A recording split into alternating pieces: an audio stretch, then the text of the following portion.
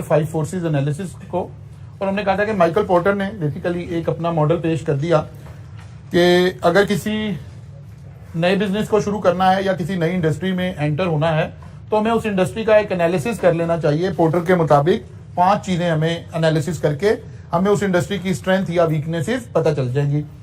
सबसे पहली जो बात वो कह रहे हैं threat of new entrants calculate कर लें कि इस इंडस्ट्री में कोई भी ये कारोबार शुरू कर सकता है, थोड़े से पैसे से शुरू कर सकता है, तो इसका मतलब है ये तो बड़ी रिस्की मूव है। और अगर कोई लिमिटेड लोग ये कारोबार कर सकते हैं या ज्यादा पैसा चाहिए या ज्यादा टाइम चाहिए, तो इसका मतलब है फिर हर कोई इस कारोबार को शुरू नहीं कर सकेगा। फिर बार्गेनिंग पावर ऑफ सप्लायर। आपके बिजनेस में जाहिर है सप्लायर एक बड़ी अहमियत का हामिल होता है।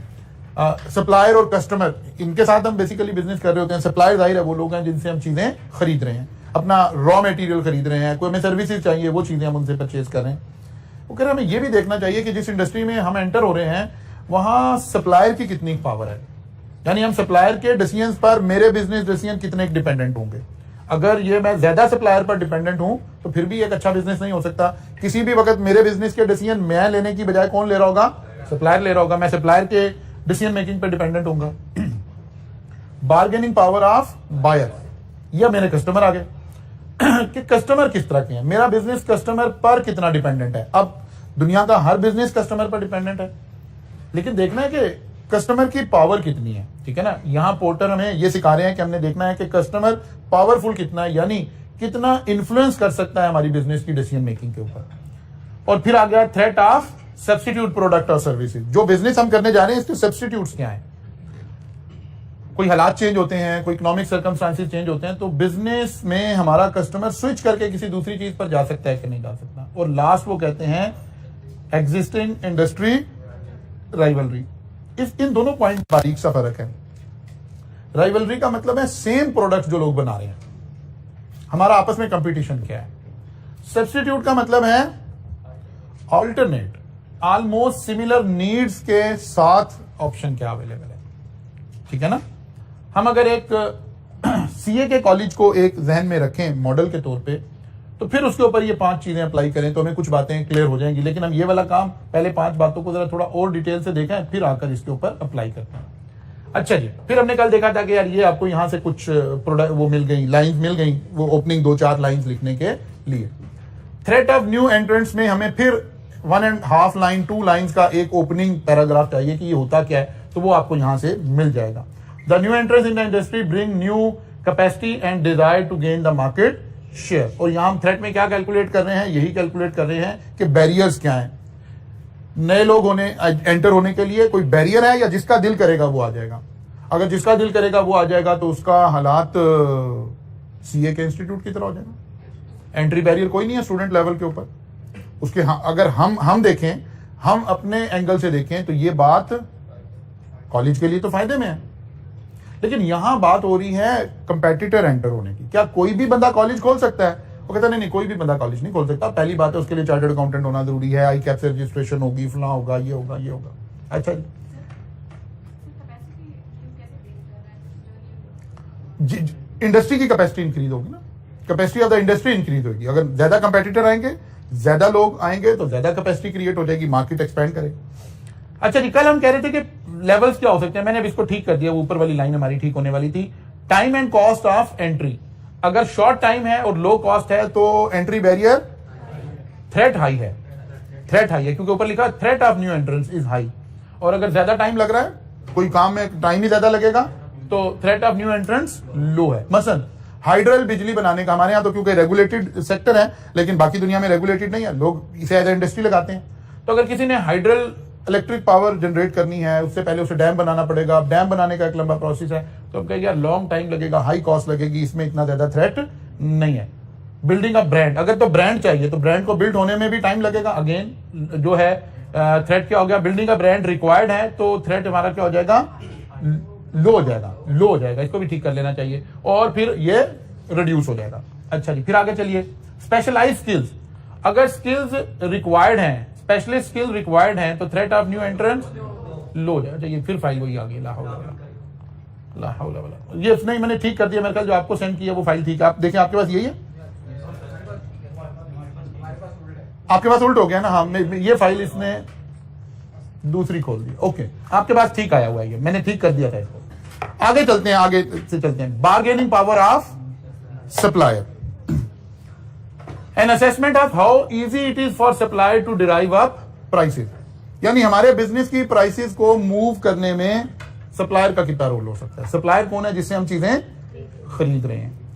वो कहते हैं यार ये वाली बात हम कैसे एनालिसिस करेंगे, बार्गेनिंग पावर सप्लायर की कब हाई है कब लो है।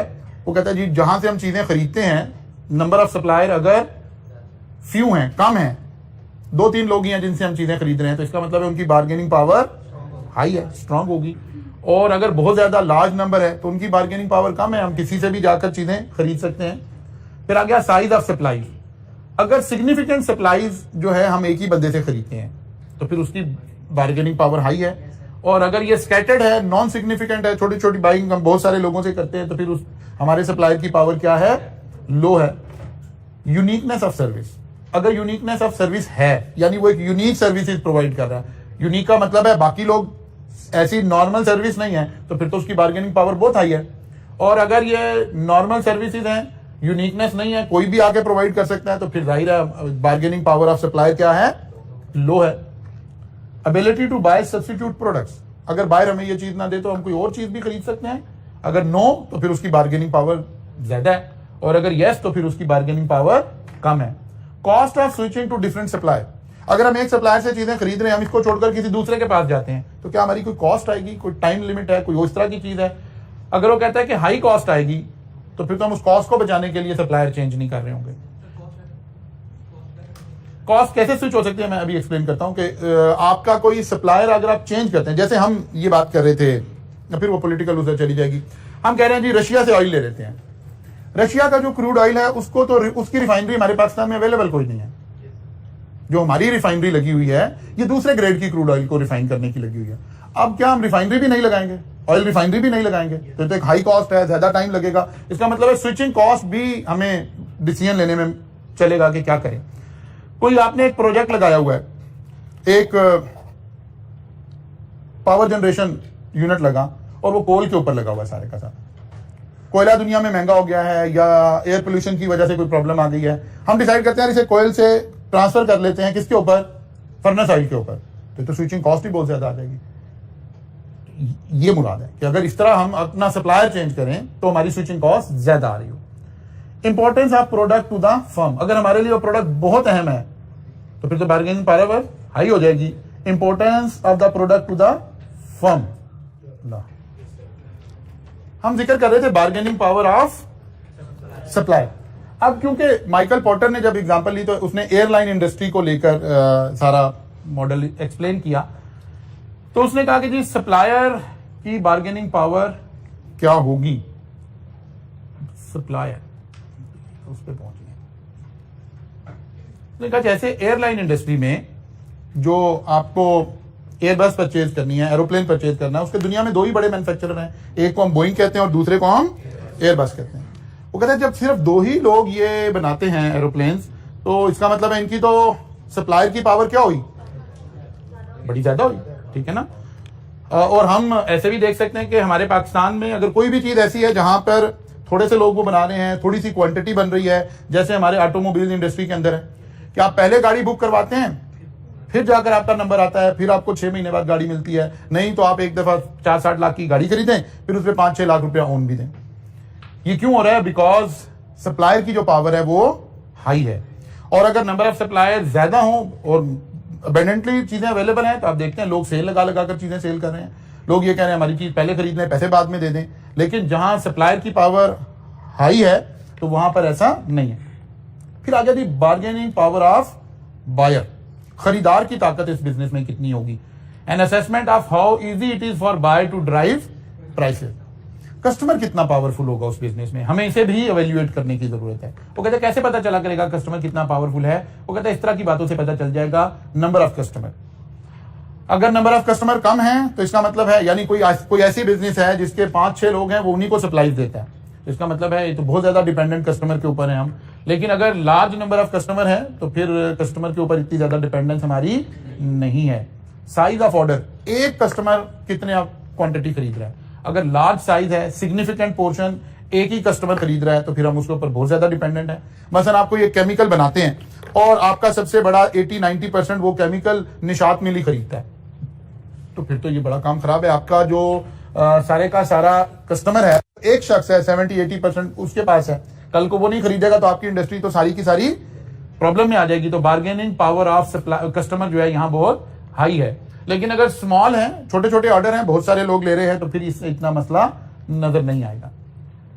Major differences between product and services, high switching cost for customer. Customer के लिए अगर स्विचिंग कॉस्ट ज्यादा है, कस्टमर ने प्रोडक्ट को स्विच करना है तो उसकी कॉस्ट ज्यादा आ रही है, तो वो मजबूरन ही आपके साथ ही जुड़ा रहेगा। और बाद दफा फिर हम ऐसा ही करते हैं कि एक दफा एक कस्टमर की कॉस्ट इनकर करवा लेते हैं और फिर उसको बाकी की चीजें हम सेल करते रहते हैं। इसकी एग्जांपल बहुत सारी हो सकती है कि जहां कस्टमर जो है वो स्विच नहीं कर पा रहा, उसने कोई एक प्रोडक्ट खरीदी है और अब वो अगर स्विच करता है, मसलन आपने फर्ज कर लें आपने आईटी सॉफ्टवेयर की एग्जांपल भी हो सकती है। लेट्स अज्यूम आपने ईआरपी सॉल्यूशन किसी एक कंपनी से परचेज कर लिया, 40-50 लाख रुपए का आपने ईआरपी सॉल्यूशन ले लिया। अब आप रिटेनरशिप वो आपसे ले रहे हैं हर साल। एक है आप कहते हैं ये कंपनी अच्छा नहीं परफॉर्म कर रही है, इसको छोड़कर हम नया कोई ले लेते हैं, तो बड़ी ज्यादा कॉस्ट आ रही है। ठीक है, आपने गाड़ी परचेज कर ली, गाड़ी के अंदर अब आप कहते हैं गाड़ी अच्छी नहीं चल रही, अब गाड़ी चेंज करते हैं तो एक स्विचिंग कॉस्ट आ रही है। लेकिन आपको उसी गाड़ी की क्या उसको कहते हैं वारंटीज क्लेम करने के लिए, बाकी चीजें क्लेम करने के लिए आपको उसी कंपनी के साथ जुड़ा रहना पड़ रहा है। मतलब जो काम बाजार में 3,000 रुपए में हो रहा है वो आपको कंपनी जो है वो 10,000 में करके दे रही है, लेकिन साथ ही उन्होंने शर्त रखी हुई है कि अगर आप हमारे से काम नहीं करवाएंगे तो आपकी वारंटी एक्सपायर हो जाएगी। अब आप मजबूरन करवा रहे हैं, स्विचिंग कॉस्ट आपकी बहुत ज्यादा है। अगर आप स्विच करेंगे, बाहर से करवाएंगे तो आपकी कॉस्ट क्या, आपकी वारंटी जाया हो जाएगी। ठीक है ना, इस तरह की कई सारी एग्जांपल्स हो सकती है। असल में सप्लायर और बायर है ना। अब हम अपने कस्टमर की बात करें कि उसके शू में बात करें, पहले अपने शू में बात कर रहे थे, बात एक ही है। पहले अब हम कस्टमर के शू में जाके बात कर रहे हैं कि ऐसे सोचिए किया ने अपनी गाड़ी लॉन्च कर दी और उसने अपनी आफ्टर सेल सर्विसेज लॉन्च कर दी। अब आप कस्टमर हो, आपके शू में आके किया सोच रहा है कि कस्टमर की बार्गेनिंग पावर क्या है। बात समझ आ रही है? असल में एक ही बात है, कस्टमर के शू में सोचना है जाकर या सप्लायर के शू में जाकर सोचना है, तो बात तो एक ही है। अच्छा जी, तो इस तरह से हमें कुछ चीजें मिल जाएंगी, कुछ प्रोडक्ट्स मिल जाएंगे जिसकी मदद से हम कुछ बात कर लेंगे। अब वो कहता है मसलन एग्जांपल इंडस्ट्री पे आएंगे तो पता चलेगा कहां बार्गेनिंग, क्योंकि पोर्टर ने एयरलाइन इंडस्ट्री की एग्जांपल ली थी। वो कहता है कस्टमर के पास स्विच करने से कोई कॉस्ट नहीं आ रही। एयरलाइन बिजनेस में आपको दुबई जाना है, आपको कोई खास फर्क नहीं पड़ रहा कौन सी एयरलाइन है, और दुनिया की बेहतरीन सॉफ्टवेयर जो है वो बने हुए हैं, साइट्स बनी हुई हैं, वेबसाइट बनी हुई है जो आपको फेयर कंपेयर करके दे रही हैं कि अगर आपने इस तारीख में इतने बजे वाली फ्लाइट में जाना है तो कौन सी एयरलाइन की आपको मिनिमम कॉस्ट आएगी। इससे मेरी कोई स्विचिंग कॉस्ट इन्वॉल्व कोई नहीं है। इसका मतलब है यहां कस्टमर की बार्गेन पावर ज्यादा है, कोई स्विचिंग कॉस्ट नहीं है। आप अपने ACCA के कॉलेजेस को देखिए, एक बच्चा किसी एक कॉलेज से कोई एक पेपर पढ़ रहा है, किसी दूसरे कॉलेज से दूसरा पेपर पढ़ रहा है, किसी तीसरे कॉलेज से तीसरा पेपर पढ़ रहा है, बिकॉज उसकी स्विचिंग कॉस्ट इन्वॉल्व नहीं है। कोई कॉलेज जो है कोई एडमिशन फीस नहीं लेता, पेपर की फी ली जा रही है। लेकिन यही बच्चा अगर उधर पिछली तालीम में होता, बीकन हाउस से निकल के लिकास में जाना चाह रहा होता, तो उसकी स्विचिंग कॉस्ट आ रही होती, यहां फिर जाकर उसे एडमिशन लेना पड़ रहा होता। तो ये देखना है, असल में इस एंगल से देखना है कि अगर कस्टमर स्विच करके दूसरे कंपेटिटर के पास जा रहा है तो क्या कस्टमर की भी कोई कॉस्ट आ रही है। तो हमें ये वाला bargaining power of student in CA हमें हाई नजर आती है कि उसकी कोई स्विचिंग कॉस्ट इन्वॉल्व नहीं है, कोई लीगल फॉर्मेलिटी इन्वॉल्व नहीं है, जहां से मर्जी जिससे मर्जी पढ़ना शुरू कर देता है। लेकिन बीकन हाउस वर्सेस लिकास या कोई और आप एजुकेशन सिस्टम देखें, वहां स्विचिंग कॉस्ट आ जाएगी, तो इसका मतलब है वहां कस्टमर की बार्गेन पावर क्या हो गई है, कम हो गई है। वेयर एज यहां बार्गेनिंग पावर क्या हो गई है, ज्यादा हो गई है। ऐसे देखना। अब इसी तरह से देखिए कि कस्टमर, आप कोक लेने गए थे, आप पेप्सी परचेज कर लें तो आपकी स्विचिंग कॉस्ट क्या आई है, कोई स्विचिंग कॉस्ट नहीं आई है। इसका मतलब है बार्गेनिंग पावर क्या है, कस्टमर की हाई है। ये एक एंगल देख रहे हैं हम, सारी बातों को इकट्ठा देखना है कि नंबर ऑफ कस्टमर कितने हैं। आपने एक पेप्सी खरीदनी है, आप 100-150 रुपए की परचेजिंग कर रहे हैं, स्मॉल, नॉन सिग्निफिकेंट। ठीक है ना, सारी बातों को कलेक्टिवली देखना है, फिर पता चलेगा कि बार्गेनिंग पावर हाई है कि नहीं है। हमारा टारगेट क्या है, टारगेट ये है कि क्या आपके कस्टमर के पास इतनी पावर है कि वो आपकी प्राइस को ड्राइव कर सके। तो इंडिविजुअल, अगर बहुत सारे कस्टमर हैं, जैसे हम कोक पेप्सी की एग्जांपल ले रहे हैं, तो नहीं, आप ऐसे नहीं ड्राइव कर सकते। कोई 1 2 3 4 5 10 लोग मिलकर प्राइस को ड्राइव नहीं कर सकते। फिर जो जाहिर है ये सारी बातों में से कोई एक या दो एग्जाम में तो आ रही होंगी ना, सिर्फ मैक्सिमम दो, एक हेड में मैक्सिमम कोई 2 इंडिकेटर होंगे जिन्हें हम फिर इंटरप्रेट कर देंगे कि इन दो को देखकर क्या नजर आ रहा है। ठीक है ना। ये तो हमने लिस्ट इसलिए बनाई हुई है कि एग्जामिनर के पास ये लंबी ऑप्शन है जिसमें से वो चूज कर सकता है, ताकि आपको समझ आए मैंने कौन सी बात को कहां लिंक करना है। एग्जाम क्वेश्चन में एक हेडिंग में बहुत बहुत बहुत ज्यादा डिटेल आ जाए तो कोई 3 इंडिकेटर आ सकते हैं, वैसे 2 आएंगे। तो एक एग्जाम्पल हमारे पास ये आ गई, या कोई और कॉस्ट से मुराद हैसल भी है, कोई लीगल फॉर्मेलिटीज, कोई और चीज। अगर कुछ नहीं है, मसलन आपके बैंक में पैसे पड़े हैं, आप एक बैंक के कस्टमर हैं, आप दूसरे बैंक में जाना चाहते हैं, तो फिर भी कुछ ना कुछ आपको हैसल करनी पड़ेगी। जाएंगे, अकाउंट खुलवाएंगे, वहां दोबारा बायोमेट्रिक्स होगी, कुछ भी होगा। इसका मतलब है बार्गेनिंग पावर थोड़ी सी कम हो गई है। अच्छा जी, फिर उसने कहा कि थ्रेट ऑफ सब्स्टिट्यूट। अब ये 2 पॉइंट समझने वाले हैं। सब्स्टिट्यूट का मतलब है कि कस्टमर की सिमिलर नीड्स कहां पूरी हो जाएगी। राइवलरी का मतलब है सिमिलर प्रोडक्ट कौन सी मिल जाएगी। मसलन हम एयरलाइन की क्योंकि बातें हो रही हैं, आपको कराची जाना है, अब आप फ्लाइट्स में कंपैरिजन कर रहे हैं, PIA में, एयर ब्लू में, किसी और में, XYZ में। ये क्या है? राइवलरी है। Similar supplier, similar companies. Substitute का मतलब है आप कहते हैं बाई एयर ही जाना क्यों जरूरी है, मैं बाई रोड चला जाता हूं, अब अच्छी ट्रेन भी अवेलेबल होगी है, फ्ला भी होगी है जी, बिजनेस क्लास भी अवेलेबल होगी। ये क्या है? थ्रेट ऑफ सब्स्टिट्यूट, कि कस्टमर की नीड पूरी हो जाए। ठीक है ना। अब फर्ज किया किसी कंट्री में, कोई एक ऐसी कंट्री है लाइक कोई भी दुनिया के ऐसे बहुत सारे मुल्क हैं जहां पर बाई एयर के अलावा आप नहीं जा सकते, क्योंकि ये सब तरफ इसके समुंदर है और बाई रोड तो कोई रास्ता जाता ही नहीं। इसका मतलब है यहां थ्रेट ऑफ सब्स्टिट्यूट तो है ही नहीं। अगर एयरलाइन इंडस्ट्री में देखें, वैसे Mauritius is one of the example. समुद्र डीप सी के अंदर एक छोटा सा पत्थर है, छोटे से का मतलब है 18 किलोमीटर चौड़ा और 42 किलोमीटर लंबा, दैट्स इट। इसे और कहीं से कोई रास्ता नहीं लगता। अब एयरलाइन इंडस्ट्री में अगर इस मुल्क में हम बात कर रहे होंगे तो threat of substitute airline industry को इस कंट्री की फ्लाइट्स में कोई नहीं है। लेकिन बहुत सारे दूसरे दुनिया के ममालिक हैं जहां आप बाई ट्रेन भी जा सकते हैं, बाई रोड भी जा सकते हैं, बाकी सब कुछ। ये थ्रेट ऑफ सब्स्टिट्यूट क्रिएट हुआ। जैसे आजकल वो बात हो रही है, क्या उसका नाम है,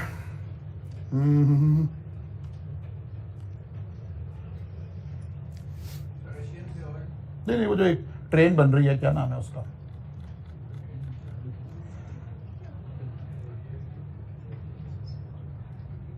आप अपने नोट्स में देखिए, मैंने उसमें अपडेट किया हुआ है। थ्रेट ऑफ सब्स्टिट्यूट में देखें, वो जो एक ट्रेन बना रहे, नाम मेरे ध्यान से स्किप हो रहा है, हाइड्रल रूट ट्रेन। ठीक है ना।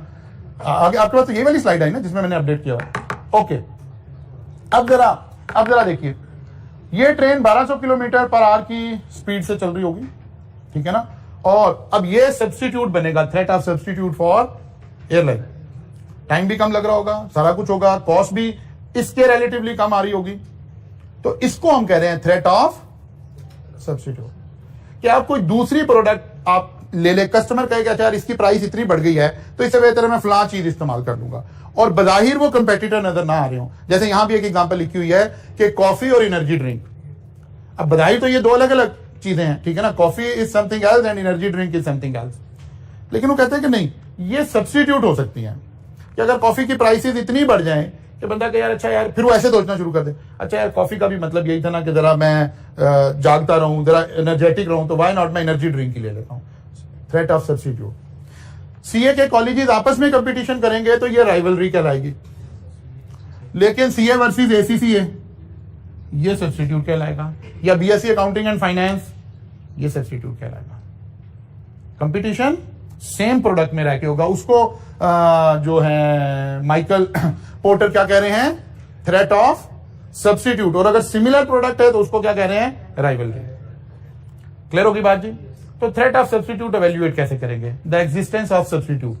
अगर कोई सब्स्टिट्यूट एग्जिस्ट करता है तो फिर तो ये थ्रेट है, और अगर एग्जिस्ट ही नहीं करता तो फिर performance of substitute product. ACCA की परफॉर्मेंस कैसी है? पता चले वहां से भी बच्चे निकल रहे हैं, उन्हें जॉब मिल रही है, ये हो रहा है, ये हो रहा है, तो फिर इसका मतलब है थ्रेट ऑफ सब्स्टिट्यूट हाई होना शुरू हो गया है। और अगर वो परफॉर्मेंस अच्छी नहीं है, उन्हें आर्टिकलशिप नहीं मिल रही, उन्हें जॉब नहीं मिल रही है, फिर हम कहेंगे कि यार ये थ्रेट इतना ज्यादा नहीं है।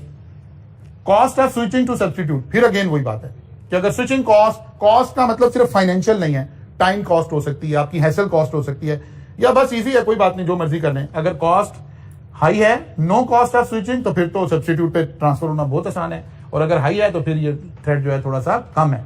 फैशन क्या चल रहा है, क्योंकि फैशन ट्रेंड ये सब कुछ चीजों को ड्राइव कर रहा है। वो कहते हैं अगर सब्स्टिट्यूट प्रोडक्ट का फैशन चल गया तो कहते हैं यार एसीसी ज्यादा अच्छा, एसीसी फैशन में है, तो इसका मतलब है रिस्क क्या हो गया है, हाई हो गया, थ्रेट क्या हो गया है, हाई हो गया है। सब्स्टिट्यूट प्रोडक्ट अगर फैशन में आ गई, मतलब जैसे वो एनर्जी ड्रिंक पीने का फैशन एक दफा शुरू हो गया, फिर वो थोड़ा सा हेल्थ और उसके इश्यूज आए, फिर थोड़ा सा अवेयरनेस आई, फिर गवर्नमेंट ने कुछ रेगुलेशंस बनाई, स्कूल में कॉलेजेस में उसको बैन कर दिया। लेकिन अगर वो फिर फैशन में आना शुरू हो जाए, कोई एक स्टार कोई ऐसा जिसे लोग फॉलो कर रहे हैं, अगर वो एनर्जी ड्रिंक पीता हुआ नजर आ गया तो फिर दोबारा फैशन में आ जाएंगे, आपके ध्यान में फिर कहां सब आ गया। ठीक है, तो कोई भी बंदा जो ट्रेंड चलाने की ताकत रखता है, अगर फैशन में चीज आ गई तो फिर काम खराब हो जाएगा, और अगर वो आउट ऑफ फैशन है तो फिर लो हो गया थ्रेड। अच्छा, यहां आ गई थी वो एग्जाम्पल।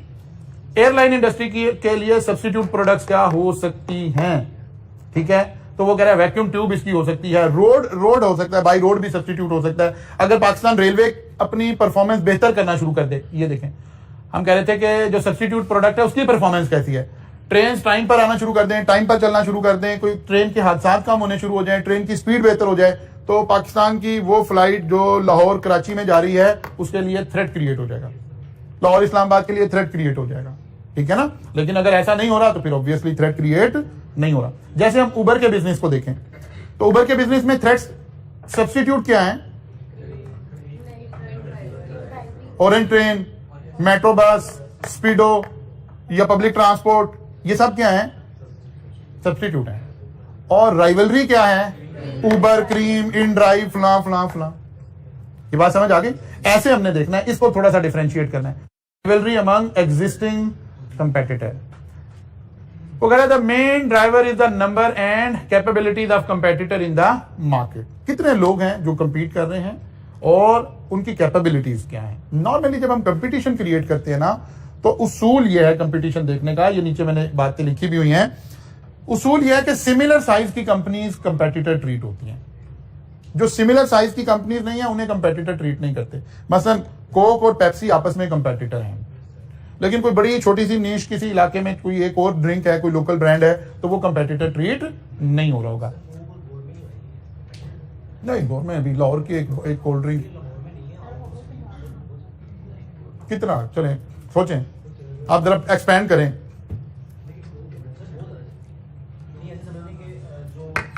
एरिया मैं कोक इंटरनेशनल की बात कर रहा हूं, आप कोक पाकिस्तान देख रहे हो। अगर आप कोक पाकिस्तान में कहें चले, फिर हम कहते हैं कि आपको खुश करने के लिए कह देते हैं ठीक है ना, है नहीं कोई कहीं करीब भी नहीं, बिल्कुल कहीं करीब नहीं। आप इन कंपनी का, मल्टीनेशनल कंपनी का मुकाबला नहीं कर सकते, वो वॉल्यूम का आपको अंदाजा ही नहीं है। They can not fulfil their demand, हर वक्त शॉर्ट है। ये बड़ा अच्छा बिजनेस है, आपको कभी भी कोक की फैक्ट्री से सप्लाई मिल सकती हो, आप परचेज कर लें, उसको रीसेल कर दें, यही बड़ा अच्छा बिजनेस है, ठीक है। ये तो इतनी ज्यादा डिमांड वाली प्रोडक्ट है। लेकिन बहरहाल हम किसी और तनाजुर में दायरे बात कर रहे हैं, कोक के फजाइल नहीं बयान कर रहे तो हम ये कह रहे हैं सिमिलर साइज की कंपनीज का मुकाबला किया जा रहा होगा, सिमिलर कैपेबिलिटीज की, सिमिलर ब्रांड्स का आपस में मुकाबला होगा। कोई छोटा सा चीज आ गई है तो उससे उसका मुकाबला नहीं हो रहा होगा। अच्छा जी, if there are many competitor offering undifferent product, यानी सिमिलर प्रोडक्ट ना हो, सर्विसेज, तो फिर इनके दरमियान में क्या हो सकता है, कंपटीशन हो सकता है। देखेंगे कैसे। एक यहां ये एक रेशो का जिक्र हो रहा है, concentration ratio. A good indicator of competitive rivalry is concentration ratio of an industry में कितनी कंसंट्रेशन हुई है। इस रेशो को हम ऐसे एक्सप्लेन करते हैं, अगर हम कहते हैं कि जीरो कंसंट्रेशन है, इसका मतलब है इस इंडस्ट्री में एक सप्लायर है सिर्फ, परफेक्ट कंपटीशन है। और अगर 60% कंसंट्रेशन है तो इसको हम कहते हैं ये तकरीबन ओलिगोपली, वो जो इकोनॉमिक्स में आपने कभी पढ़ी होगी ना, मोनोपोली, ओलिगोपली, ये कोई ओलिगोपली टाइप की चीज है। अगर 50% या इससे लो कंसंट्रेशन है, इसका मतलब है अब कंपटीशन शुरू हुआ, ठीक है ना। अब परफेक्ट कंपटीशन, यानी ये रेशो जितनी कम होगी उतना कंपटीशन ज्यादा होगा। इस रेशो को यूज करना सीखें। ये जितनी हाई हुई तो परफेक्ट कंपटीशन है, परफेक्ट सॉरी मोनोपोली है, मींस कोई कंपटीशन नहीं है, ठीक है ना। जैसे जैसे ये नीचे आना शुरू हुई इसका मतलब है वो बढ़ने शुरू हो गए, अच्छा इंक्रीज होना शुरू हो गए। वो कहते हैं हमने क्वेश्चन में कैसे देखना है, क्वेश्चन में क्या बातें एग्जामिनर आपसे कर रहा होगा। नंबर 1 नंबर ऑफ कंपेटिटर ही लिखे हुए होंगे। अगर लार्ज कंपेटिटर है तो हाई है, किस चीज का रिस्क हाई है, राइवलरी ज्यादा है, ज्यादा लोग कंपीट कर रहे हैं, लार्ज नंबर अगर हैं। और अगर हम 2-3 लोग हैं तो राइवलरी इतनी नहीं है। ओके, साइज ऑफ कंपेटिटर, अगर लार्ज साइज है, सब बड़े लोग हैं तो हाई है, स्मॉल साइजेस है लो है। क्वालिटी डिफरेंस, प्रोडक्ट में quality difference, no quality difference है तो राइवलरी हाई है। लेकिन अगर क्वालिटी डिफरेंस ही है, अगर लोग ये बिलीव कर लें, वो मैं आपके वाली बात को दोबारा लिंक करता हूं कि यार नहीं कोक की क्वालिटी हो रहा है, गोरमे की क्वालिटी हो रहा है, तो फिर राइवलरी नहीं है, ठीक है ना। नो क्वालिटी डिफरेंस, वो कहते हैं यार एक ही जैसी चीजें हैं, फिर क्वालिटी, फिर राइवलरी ज्यादा है। और अगर वो क्वालिटी सेम नहीं है तो फिर तो जाहिर है फर्क आ गया, क्वालिटी डिफरेंस है। अच्छा जी, cost of customer of switching to competitor, अगर लो कॉस्ट है तो थ्रेट ज्यादा है, कंपटीशन ज्यादा है। और अगर कोई आपने प्रोडक्ट ऐसी बनाई हुई है दानिस्ता, वैसे तो दुनिया में ये वाली कॉन्सेप्ट चला है लेकिन ये कॉन्सेप्ट फिर सर्वाइव नहीं कर सका। क्या कॉन्सेप्ट चला, कुछ कंपनीज ने शुरू किया कि उन्होंने अपनी प्रोडक्ट्स की जो डिजाइनिंग थी ना वो इस तरह रखनी शुरू कर दी कि आप स्विच ना कर सकें। मतलब कुछ ब्रांड ने लाइक कोई मोबाइल ही आया, उसने अपने चार्जर जो है ना उसकी पिन ऐसी बना दी कि वो पता चला कि स्टैंडर्डाइजेशन से हट गई। तो पता चला एक तजर्बा फेल हो गया। लोगों ने कहा यार नहीं ये तो बड़ा मसला है, ये इसके लिए मैं शू भी नया खरीदूं, मैं इफला भी नया करूं, मैं ये भी करूं। लेकिन कुछ लोगों ने इसका शुरू किया इस तरह ताकि स्विचिंग कॉस्ट इन्वॉल्व हो जाए। लेकिन ये तजर्बा कोई बहुत ज्यादा कामयाब नहीं रहा। लेकिन बहुत सारी इंडस्ट्री में अभी भी स्विचिंग कॉस्ट हो सकती है। अगर एक कस्टमर से दूसरे कस्टमर पे जाते हैं, आपकी कोई स्विचिंग कॉस्ट है, जैसे मैंने एजुकेशन सिस्टम में समझाई आपको बात, तो फिर थ्रेट जो है वो क्या हो जाएगा, लो हो जाएगा। अच्छा जी, कस्टमर लॉयल्टी, वो कहते हैं इसके इस ब्रांड के तो कस्टमर बहुत लॉयल है।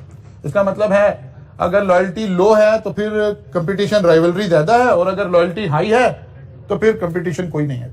Apple is a very good example, ठीक है ना। उन बड़े ब्रांड क्या करते हैं, अपनी लॉयल्टी के ऊपर फोकस करते हैं। वो कहते हैं कस्टमर हमारा लॉयल हो गया, जब इसे फोन लेना है तो ये दूसरा प्रोडक्ट तो देखेगा ही नहीं जाके।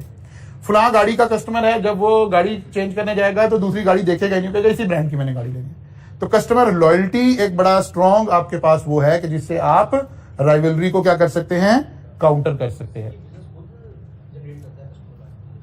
जाहिर है ओवर द ईयर्स हम इसके ऊपर मेहनत कर रहे होंगे, ब्रांड के ऊपर मेहनत कर रहे होंगे, लेकिन जाहिर है लॉयल्टी जनरेट करने के लिए या ब्रांड बनाने के लिए, जैसे हम ब्रांड कह रहे हैं, ब्रांड आप खुद तो नहीं कह सकते कि 2+2 = ब्रांड आ गया, ऐसे तो नहीं आएगा। ब्रांड तक पहुंचने के लिए आपको या तो टेक्नोलॉजिकली लीड करना पड़ेगा। मसलन अगर आप एप्पल की एग्जांपल लें तो उसने एक इंप्रेशन दिया कि यार हम लीड कर रहे हैं, सबसे मोस्ट सोफिस्टिकेटेड, मोस्ट जो है ना मॉडर्न, और ये और ये और ये काम हम कर रहे होंगे। अभी आगे एक टॉपिक आएगा लाइफ साइकिल कॉस्टिंग, फिर उसमें इस बात को वहां जाके लिंक भी करेंगे कि कंपनी के पास 2 ऑप्शन हैं।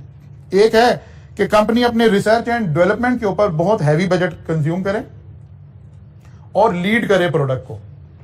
जब प्रोडक्ट को आप लीड कर रहे होंगे तो आपको एक फायदा भी होगा कि शुरू में हाई प्राइसेस आप चार्ज करोगे क्योंकि कंपटीशन होगा नहीं, लेकिन आपकी रिसर्च डेवलपमेंट की कॉस्ट बहुत ज्यादा आएगी। एक आप कहते नहीं यार मैं ये बिजनेस, आराम से बैठ जाए एक तरफ होकर, जो प्रोडक्ट आए उसकी कॉपी तैयार करना शुरू कर दें।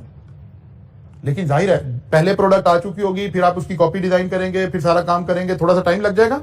अब आप लो प्राइस वाले स्टेज पर ही एंटर हो रहे होंगे और ब्रांड भी नहीं बन रहे होंगे।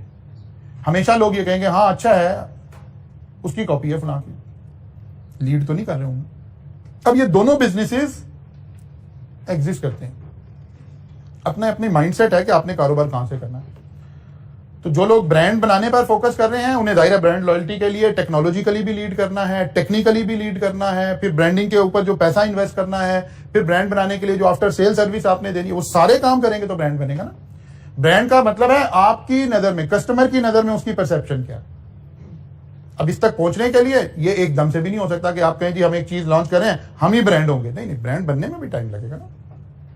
तो ये हमारे हाथ में नहीं होगा। लेकिन जब आपने ये क्रिएट कर लिया, आप ये पैसा इन्वेस्ट कर रहे हैं, क्यों कर रहे हैं? ताकि आप राइवलरी से बाहर आ जाए।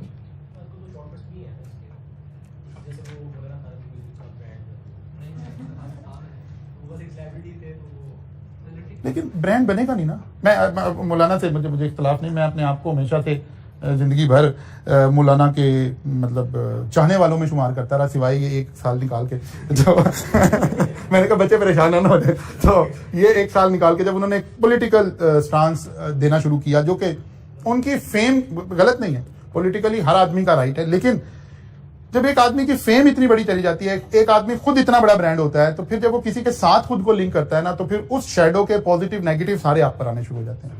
लेकिन मौलाना ने जो ब्रांड लॉन्च किया ना, मैं कुदरती गुज़िश्ता कल रात को मौलाना के ब्रांड पे खड़ा हुआ था, वो ब्रांड बन नहीं सकेगा अभी। मौलाना का नाम, मौलाना की फेम मुझे ले गया उस शॉप में, लेकिन उस शॉप में जाके तो मुझे कोई एक चीज काम की नहीं लगी, क्वालिटी नहीं लगी। मुझे ऐसे लगा जैसे मौलाना साहब का नाम सेल हो रहा है यहाँ पे, तो प्राइसिंग हाई कर दी, सारा कुछ कर दिया। आप इसके मुकाबले में मतलब जे डॉट पे चले जाएं तो कम से कम कुछ बेहतरी नजर आनी शुरू हो जाएगी।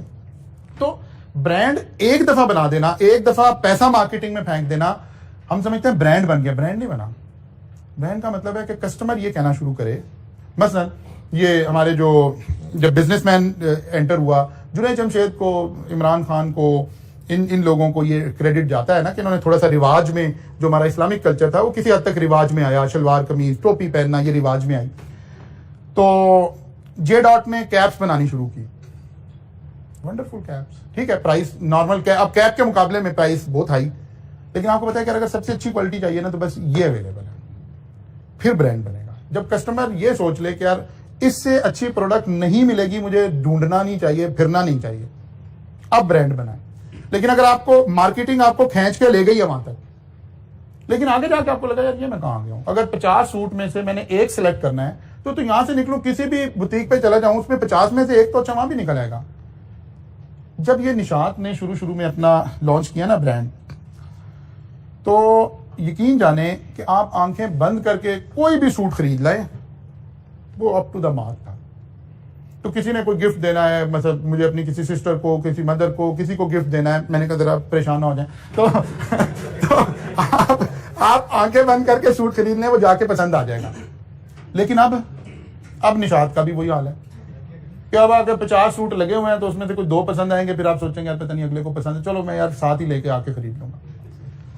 बात समझ आए?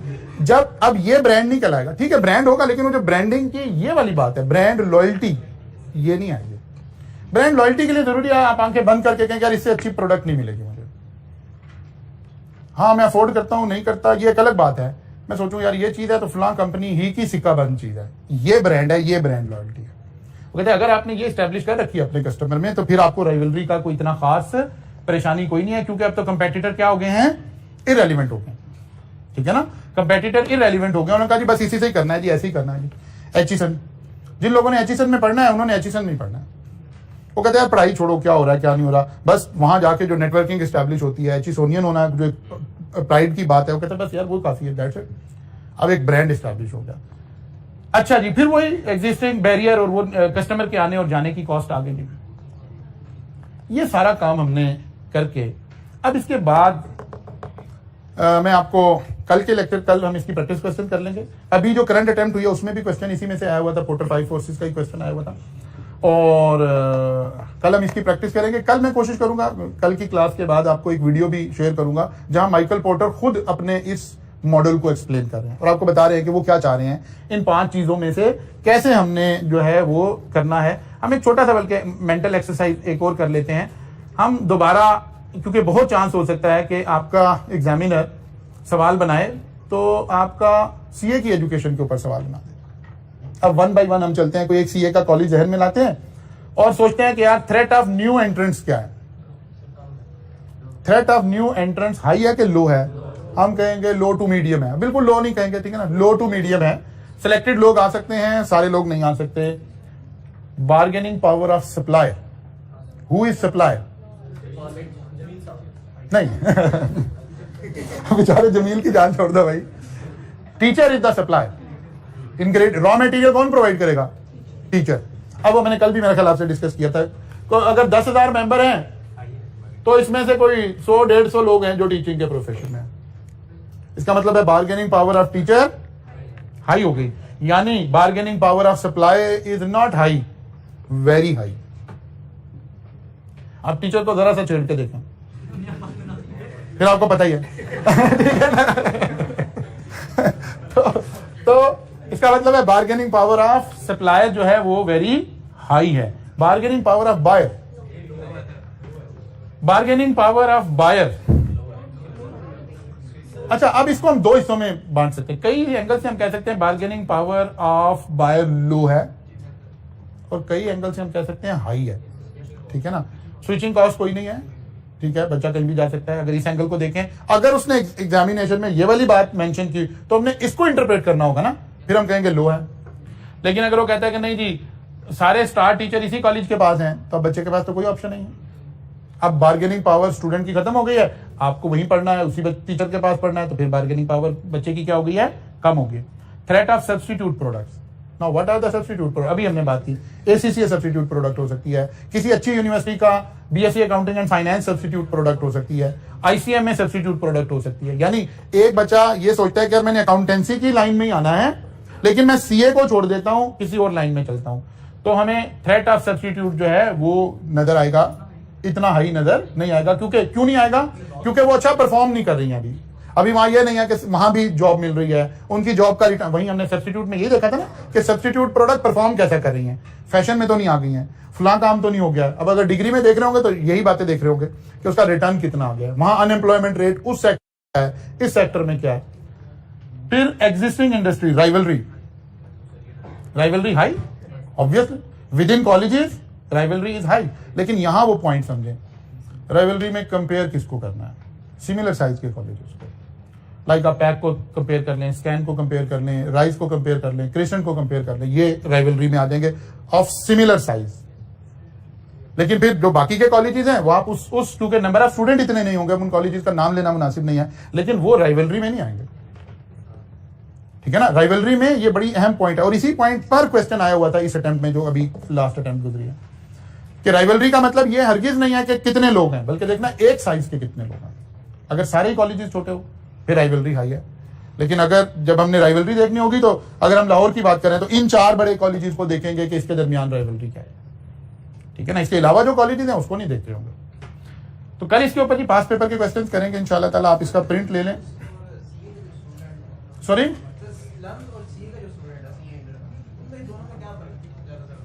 एक्चुअली दो बातें तो दो अलग अलग हैं, लेकिन अगर मैं इसको फेयरली हकीकत पसंदाना वो कंपैरिजन करूं ना, तो लम्स जैसी यूनिवर्सिटी के जो ग्रेजुएट्स हैं ना अकाउंटिंग एंड फाइनेंस करके, वो सम टाइम सीए को compete कर रहे हैं ऐसे ही। एक्चुअली फर्क क्या है? फर्क वही है, हम खुद उसमें इन्वॉल्व हैं उस सारी एक्टिविटी में। आई कैप आपको पढ़ाने पर फोकस कर रहा है, ग्रूम नहीं कर रहा। How to sell your qualities ये नहीं आपके अंदर पैदा की जा रही है।